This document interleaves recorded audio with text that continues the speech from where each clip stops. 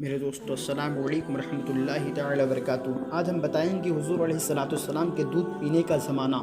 سب سے پہلے حضور علیہ السلام نے ابو لہب کی لونڈی حضرت صوبیہ کا دودھ نوش فرمایا، پھر اپنی والدہ ماجدہ حضرت آمنہ رضی اللہ تعالی عنہا کے دودھ سے سیراب ہوتے رہے، پھر حضرت حلیمہ سعدیہ رضی اللہ تعالی عنہا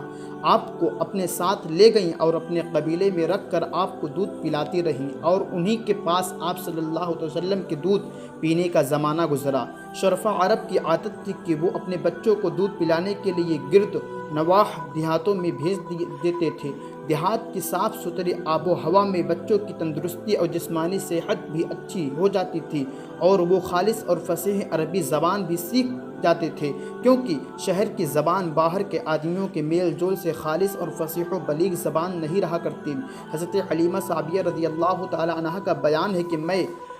بنی سعد کی عورتوں کے ہمراہ دودھ پینے والے بچوں کی تلاش میں مکہ کو چلی۔ اس سال عرب میں بہت سخت کال پڑا ہوا تھا، میری گود میں ایک بچہ تھا، مگر فقر و فاقہ کی وجہ سے میری چھاتیوں میں اتنا دودھ نہ تھا جو اس کو کافی ہو سکے۔ رات بھر وہ بچہ بھوک سے تڑپتا اور روتا بلبلاتا رہتا تھا، اور ہم اس کی دلجوئی اور دلداری کے لیے تمام رات بیٹھ کر گزارتے تھے۔ ایک اونٹنی بھی ہمارے پاس تھی، مگر اس کے بھی دودھ نہ تھا۔ مکہ مکرمہ کے سفر میں جس خچر پر میں سوار تھی وہ بھی اس قدر لازار تھا کہ قافلہ والوں کے ساتھ نہ چل سکتا تھا۔ میرے ہمراہی بھی اس سے تنگ آ چکے تھے۔ بڑی بڑی مشکلوں سے یہ سفر طے ہوا۔ جب یہ قافلہ مکہ مکرمہ پہنچا تو جو عورت رسول اللہ علیہ السلام کو دیکھتی اور یہ سنتی کہ یہ یتیم ہے تو کوئی عورت آپ کو لینے کے لیے تیار نہیں ہوتی تھی، کیونکہ بچے کے یتیم ہونے کے سبب سب سے زیادہ انعام و اکرام ملنے کی امید نہیں تھی۔ ادھر حضرت حلیمہ سعدیہ رضی اللہ تعالیٰ عنہ کی قسمت کا ستارہ پرسا ہو گیا، یعنی جاگ گیا،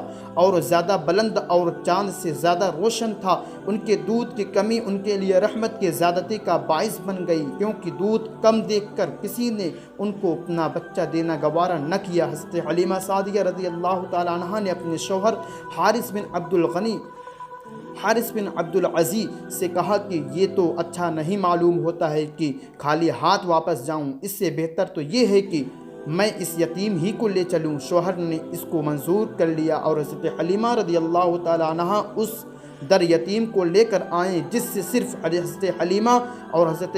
آمنہ رضی اللہ تعالیٰ عنہ ہی کے گھر میں نہیں بلکہ کائنات عالم کے مشرق و مغرب میں اجالا ہونے والا تھا۔ یہ خداوند قدوس کا فضل عظیم ہی تھا کہ حضرت حلیمہ سعدیہ رضی اللہ تعالیٰ عنہ کی سوئی ہوئی قسمت بیدار ہو گئی، اور سرور کائنات صلی اللہ علیہ وسلم کی آغوش میں آ گئے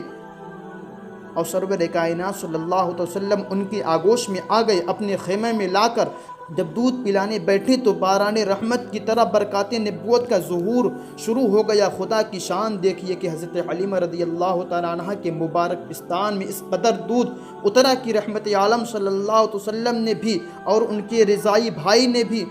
خوب شکم سیر ہو کر دودھ پیا، اور دونوں آرام سے سو گئے۔ ادھر اونٹنی کو دیکھا تو اس کے تھن دودھ سے بھر گئے تھے۔ حضرت حلیمہ رضی اللہ تعالیٰ عنہ کے شوہر نے اس کا دودھ دوہا، اور میاں بی بی دونوں نے خوب سیر ہو کر دودھ پیا، اور دونوں شکم سیر ہو کر رات بھر سکھ اور چین کی نیند سوئے۔ حضرت حلیمہ رضی اللہ تعالیٰ عنہ کا شوہر حضور علیہ السلام کی یہ برکتیں دیکھ کر حیران رہ گیا اور کہنے لگا، یہ حلیمہ تم بڑا ہی مبارک بچہ لائی ہو۔ حضرت حلیمہ رضی اللہ تعالیٰ عنہ نے کہا کہ واقعی مجھے بھی یہی امید ہے کہ یہ نہایت ہی بابرکت بچہ ہے اور خدا کی رحمت بن کر ہم کو ملا، اور مجھے یہی توقع ہے کہ اب ہمارا گھر خیر و برکت سے بھر جائے گا۔ حضرت حلیمہ رضی اللہ تعالیٰ عنہ فرماتی ہیں کہ اس کے بعد ہم رحمت عالم صلی اللہ علیہ وسلم کو اپنی گود میں لے کر مکہ مکرمہ سے اپنے گاؤں کی طرف روانہ ہوئی تو میرا وہی خطر اب اس قدر تیز چلنے لگا، کسی کی سواری اس کی گرد کو نہیں پہنچتی تھی۔ قافلہ کی عورتیں حیران ہو کر مجھ سے کہنے لگی، اے حلیمہ رضی اللہ تعالیٰ عنہ، کیا یہ وہی خچر ہے جس پر تم سوار ہو کر آتی تھی، یا کوئی دوسرا تیز رفتار خچر تم نے خرید لیا ہے؟ الغرض ہم اپنے گھر پہنچے، وہاں تو سخت قحط پڑا ہوا خوش ہو چکے تھے، لیکن میرے گھر میں قدم رکھتے ہی میرے بکریوں کے دودھ سے بھر گئے، اور روزانہ جہاں میری بکریاں جب چاراگاہ سے گھر واپس آتی تو ان کے تھن دودھ سے بھرے ہوئے ہوتے ہیں، حالانکہ پوری بستی میں اور کسی کو اپنے جانوروں کا ایک قطرہ میری الفت منے سے یوں نہیں میرے آقا کی جانور چلتے ہیں۔ يا الله يا رحمن حقق أمانينا وفقنا في كل آن في مساعنا يا اشہد فیصلہ جس کو میں اور میرے شوہر کے سوا میرے قوم کا کوئی شخص نہیں سمجھ سکتا تھا، مگر اسی طرح ہر دم ہر قدم پر ہم برابر آپ صلی اللہ علیہ وسلم کی برکتوں کا مشاہدہ کرتے رہے، یہاں تک کہ 2 سال پورے ہو گئے اور میں نے آپ کا دودھ چھڑا دیا۔ آپ صلی اللہ علیہ وسلم کی دلچسپی اور روش و رما کا حال جو اپنے بچوں سے اتنا اچھا تھا کہ 2 سال میں آپ صلی اللہ علیہ وسلم خوب اچھے بڑے معلوم ہونے لگے۔ اب ہم دستور کے مطابق رحمت عالم صلی اللہ علیہ وسلم کو ان کی والدہ کے پاس لائے اور انہوں نے حسب توفیق ہم کو انعام و اکرام سے نوازا۔ گویا وعلى آل محمد كما صليت على إبراهيم وعلى آل إبراهيم وبارك على قاعدہ کے محمد مطابق اب وعلى ہمیں آل رحمت عالم صلی اللہ علیہ وسلم كما کو اپنے باركت پاس على رکھنے کا کوئی إبراهيم حق نہیں وعلى تھا، آل مگر آپ إبراهيم صلی اللہ علیہ وسلم کی برکات نبوت کی وجہ سے ایک لمحہ کے لیے بھی ہم کو آپ صلی اللہ علیہ وسلم کی جدائی گوارا نہیں تھی۔ عجیب اتفاق کہ اس سال مکہ معظمہ میں وبائی بیماری پھیلی ہوئی تھی، چنانچہ ہم نے اس وبائی بیماری کا بہانہ کر کے حضرت بی بی آمنہ کو رضامند کر لیا اور پھر رحمت عالم صلی اللہ علیہ وسلم کو واپس اپنے گھر لائے، اور پھر ہمارا مکان رحمتوں اور برکتوں کی کان بن گیا اور آپ ہمارے پاس نہایت خوش و خرم ہو کر رہنے لگے۔ جب آپ صلی اللہ علیہ وسلم کچھ بڑے ہوئے تو گھر سے باہر نکلتے اور دوسرے لڑکوں کو کھیلتے ہوئے دیکھتے، مگر خود ہمیشہ ہر قسم کے کھیل کود کو علیحدہ رہتے۔ ایک روز مجھ سے کہنے لگے، اے اماں جان، میرے دوسرے بھائی بہن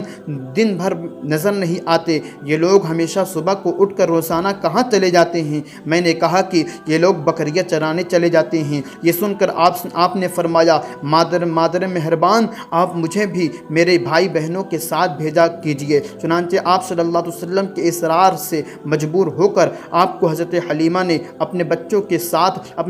ساتھ چاراگاہ جانے کی اجازت دے دی، اور آپ روزانہ جہاں حضرت حلیمہ رضی اللہ تعالی عنہ کی بکریاں چرتی تھی تشریف لے جاتے تھے، اور بکریاں چاراگاہوں میں لے جا کر ان کی دیکھ بھال کرنا جو تمام انبیاء اور رسولوں علیہ السلام کی سنت ہے، اپنے عمل سے بچپن ہی میں اپنی ایک خصلت نبوت کا اظہار فرما دیا۔